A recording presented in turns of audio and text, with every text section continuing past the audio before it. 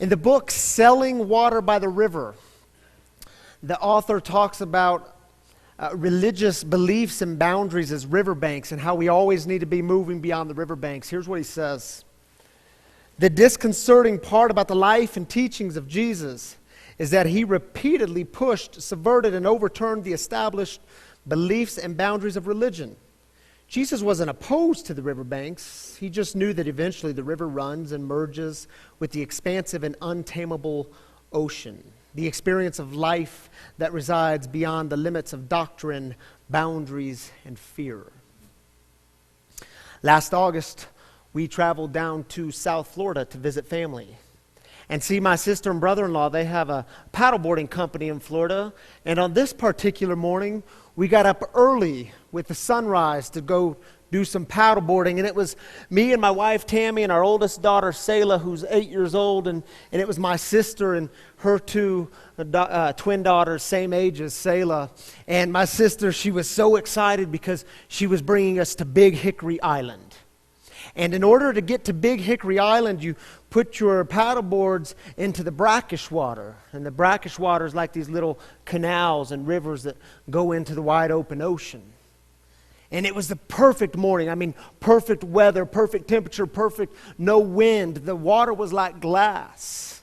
And we paddled for a long time. Then we finally arrived at Big Hickory Island. And I knew why my sister was so excited.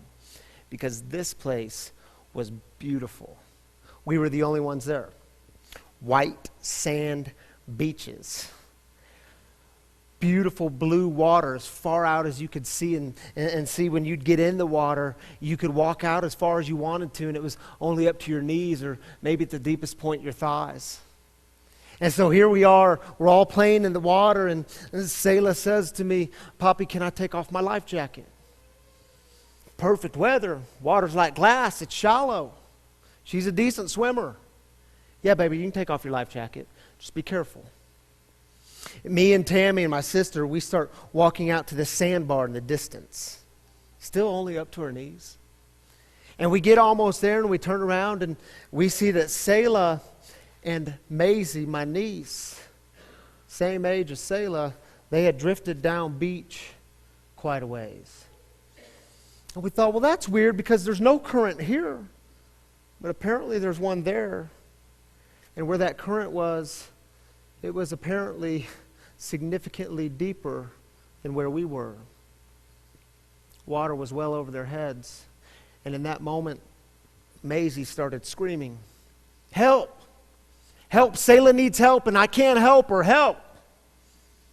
And as you can imagine, we start swimming as fast and as hard as we possibly could to make it back their direction.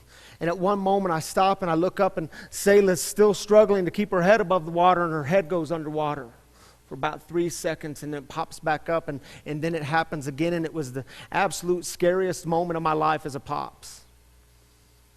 And in the distance, in the corner of my eye, I see this island that's adjacent to us. And there was a guy, and he must have heard all the commotion, and he jumps in and starts swimming as hard and as fast as we were. And he was a bit closer to Selah. And so he got there a few seconds before us.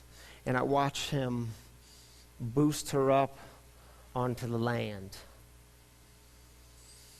Whew. And then we got there. Selah was gasping for air. He was gasping for air. We were gasping for air. None of us could breathe. And I don't know his name, but I'll never forget the brief conversation. "Thank you for saving my daughter's life." And he said, "Oh, no worries." And he looks at Selah and says, "Are you okay?" She says, "Yeah, I think so." He jumped back in the water and swam back to his island. And see, what I remember is the moments after that. For several minutes, us 3 adults and 3 kids, we just sat on that beautiful white sandy beach overlooking the beautiful blue ocean, and no one said a word. Complete silence for several minutes. Because, see, it was the moment where you knew there was more going on here. It was the moment where you knew that somehow life is profoundly interconnected, that life is all connected. And it was a moment we were being pulled into more complexity, more depth, more unity. You've probably had moments like these. You know, last Tuesday afternoon, I was up at Littleton Hospital and I sat with my friend Andrew. And see, Andrew, he was going through another round of chemo last Tuesday. 6 months ago, he was diagnosed with terminal cancer. Doctors gave him 2 to 6 months to live. Last week marked 6 months. So I think in medical terms we say he is currently kicking cancer's booty. Now my friend Andrew, he has this unique ability to tell these really heavy stories, and he makes them light and he makes them extremely humorous. So for an hour while sitting with him through this chemo treatment, I'm rolling in laughter and crying due to laughter. And at some moments it felt completely sacrilegious to be laughing at what he was talking about. But see, he had this ability to talk about the heavy with the humor. And he's telling me the story of back when he was a king on Wall Street back in New York City, and what it was like to roll in the limousines with the endless supply of drugs and booze and women. And then he stops the story because he also had the ability to drop these spiritual wisdom bombs. And he stops and he says, "Yeah, but my life without God is nothing." Well, that was an abrupt turn. A good one, but abrupt. My life without God is nothing. And a few years ago, I was given the gift of sobriety. And then look at me now, 6 months ago, I'm given this extra gift of cancer. What? I mean, really, I stopped him in this conversation. I said, "Dude, you just lost me in that story. I was with you until, I think I get that your life is nothing without God and the gift of sobriety, but dude, do you see where you are?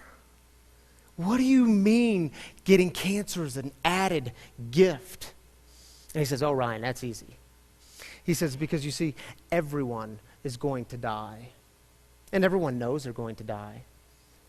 I just know about when I'm going to die." And he said, for the last 6 months, since this diagnosis, I have woken up every single morning and I get to tell my 10-year-old boy that I love him. That didn't happen before this. Whew. A moment where you know there's more happening here. A moment where it's like a new creation is bursting forth right here in the midst of this creation. And it's a moment that was pulling us into more complexity, more depth, more unity. And it's a moment where you know that everything, all of life is somehow profoundly interconnected. And see, that's what I think is happening in this story with Jesus turning water into wine. It's a moment that's pulling us and inviting us into more complexity, more depth, more unity. It's a moment that is bursting forth with a new creation right here in the midst of this one. It's a moment where I think Jesus is shouting to the people, "Don't y'all get it? Everything is spiritual. Everything is a God moment." But it's an odd miracle, isn't it? Now let's just get honest with it. It's an odd miracle, especially for it to be the first miracle. Jesus shows up at a party, the wine runs out, and he makes more wine. And this is his first miracle. It's like Jesus is invested in helping people maintain their buzz. Here's why it's odd, because we could judge miracles by asking what would happen if this miracle didn't happen. Feeding of the 5,000, I think I get it. If this miracle didn't happen, then the people starve. Jesus healing a blind man, I think I get it. If this miracle didn't happen, then the man couldn't see. Jesus turning water into wine, if this miracle didn't happen, people get sober. What's going on here? Surely there's more to the story. So I want to, before we jump into the story, point out two things in this story, the very beginning and the very end. Here's how the story begins. It begins with this verse: "On the third day there was a wedding."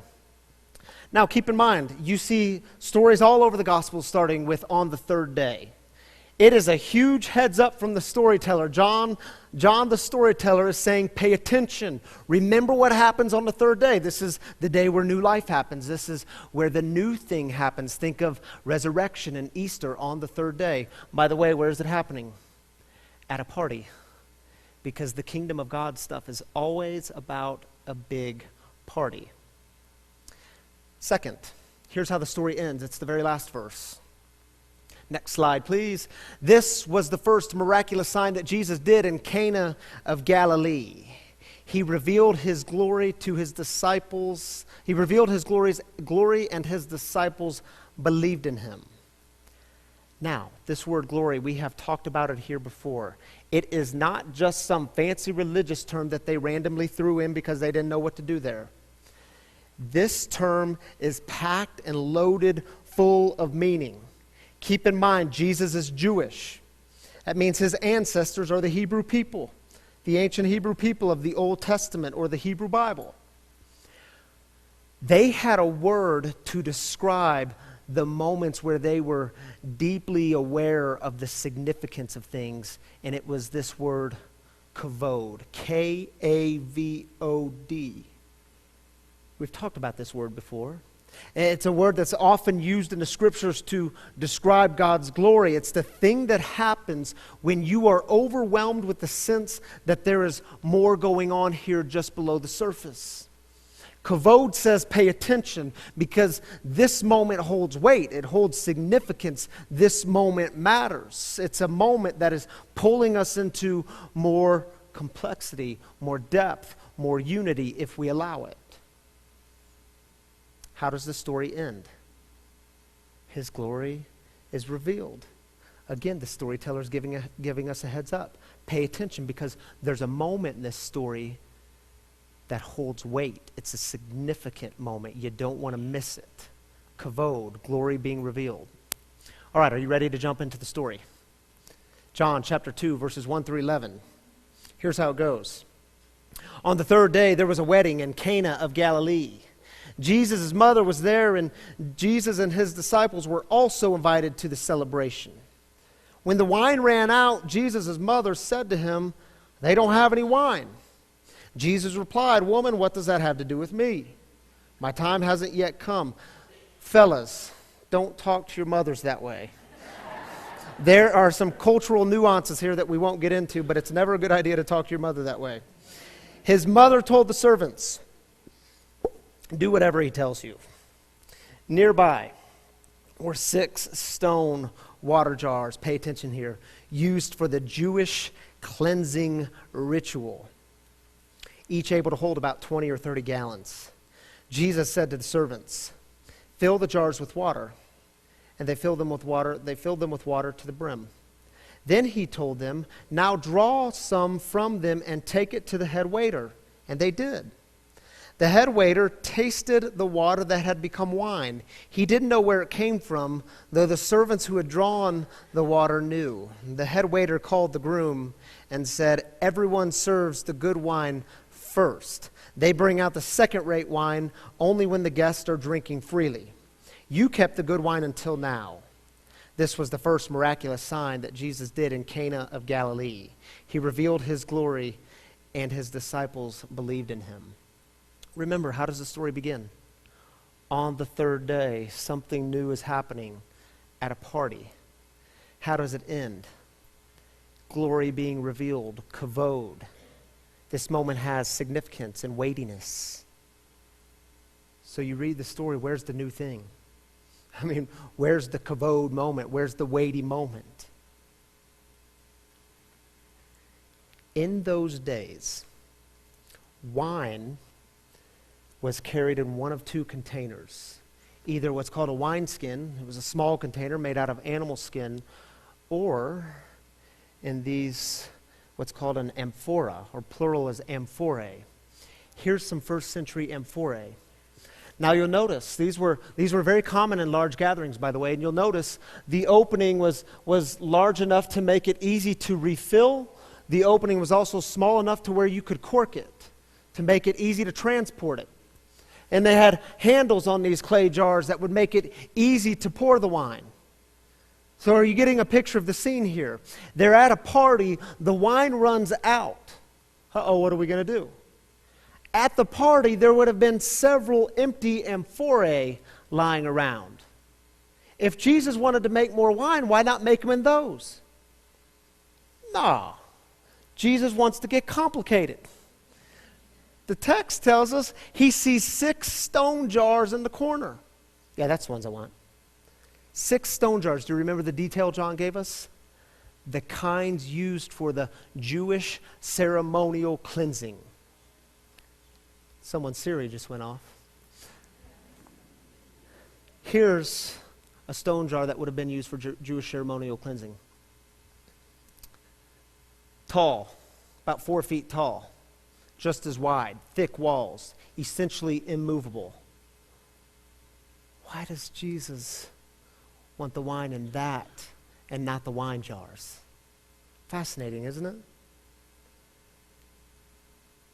And you know there were people at the party when Jesus started doing this, at least in that area, they were saying, wait a minute, what's he doing? He can't do that. He can't go messing with the purity water like that and trying to make wine out of our purity water. He can't mix those two things. What's he doing? Because see, for their religious system, the system told them that you were either pure or you were impure. And if you were impure, then you needed to go do a cleansing ritual to become pure again, then you could join the party again. So this would have been used throughout the party. What's he doing? Now, it all, for them, for these first century people, it all revolved around purity. And purity, this system was established through separation. So you could have two things. They would both be clean, but the moment they came in contact with one another, they'd become unclean. And the moment you came in contact with it, you too would become unclean. It's the idea of you can eat meat and you can eat milk products, but you cannot eat meat and milk products together. That means cheeseburgers are out of the question. Why? Because meat comes from something that is dead. Milk comes from the living. You would never mix the two together. You would never confuse the categories of life and death. They don't go together. Water in stone jars, good. Wine at a wedding, good, necessary for celebration. Making water out of wine, mixing the two, both are defiled. You come in contact with it, you become unclean. Do you see what Jesus is doing in this story? He goes out of his way to mix two things that should have remained separate. By turning the water in the purity jars into wine, he contaminated both according to the religious rules. What makes this miracle so extraordinary isn't that he was able to perform some magic and turn water into wine, but it was him moving completely beyond the religious boundaries. Jesus, like in so many other stories, was pulling the story forward, showing us that all of life is somehow profoundly interconnected, that this moment matters and God is in this moment. And when we start to live lives that are categorized and separated, we miss it. We miss the new thing. We miss the new creation. We miss glory being revealed. We miss kavod. So, where have you experienced those moments of God's glory being revealed? Kavod. And aren't they usually moments where the categories are getting all mixed up? Aren't they usually the moments where you are being pulled into more complexity, more depth, more unity? Like sitting on a beach in Big Hickory Island on the beautiful sand, beautiful ocean blue water. Guy jumping into the water, saving my daughter, having no words, sitting in silence, and yet hearing that still small voice that says, yeah, Ryan, that's because life is all profoundly interconnected. You do not exist apart from one another. This moment matters. And see, maybe you've had moments like this. Moments where the categories in your life were blending together, and somewhere along the way you were taught not to talk about certain experiences or certain things that went on in your life. And these moments are bad and these moments are good, so you have some throwaway experiences. But maybe also somewhere along your way, God was reminding you that every moment is spiritual, that God is in all of these moments, the pain, the fear, the unknowing, the uncertainty, the people you encountered along the way. Like sitting in a chemo room with my friend who was able to blend the categories of humor and holiness and heaviness.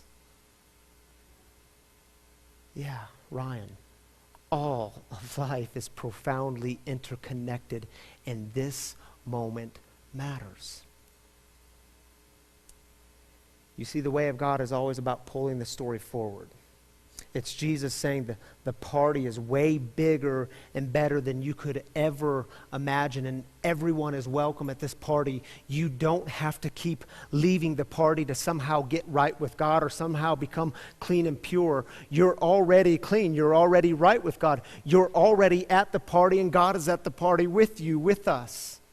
Everyone is invited, which, by the way, that's why when you see exclusion happening based on someone's color or ethnicity or religion or sexual orientation or gender, something inside you says, wait a minute, this doesn't feel right. This doesn't feel very of God.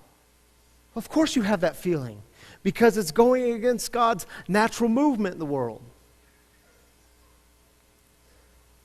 I'll close with some words from Martin Luther King Jr., which I think is some of his finest writing, from the letter from Birmingham jail that he wrote April 16, 1963. Story of water turning into wine, if you know what I mean. He said, when you suddenly find your tongue twisted and your speech stammering as you seek to explain to your 6-year-old daughter why she can't go to the public amusement park that has just been advertised on television, and see tears welling up in her eyes when she is told that Funtown is closed to color children. I hope, sirs, you can understand our legitimate and unavoidable impatience. Water from the purity jars being turned into wine. And see, I think what King was saying was the categories are messier. The categories must be blended. And see, you know, there were some at the party who were sitting back in the corner, and if we're honest, there's still some people at the party sitting in the corner saying, wait a minute, he can't do that. They can't do that. What are they doing mixing the categories like that? Some things are just meant to be separate. You see, I think King was saying there's more going on here. It's not about an amusement park. It's not about a television.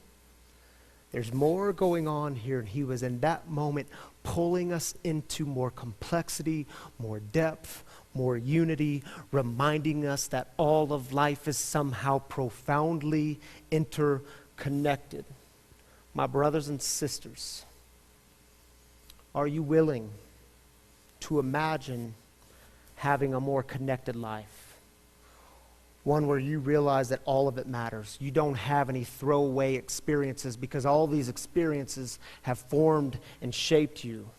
Are you willing to imagine a world that's more interconnected, where we realize how profoundly interconnected our lives are, that we don't exist apart from one another?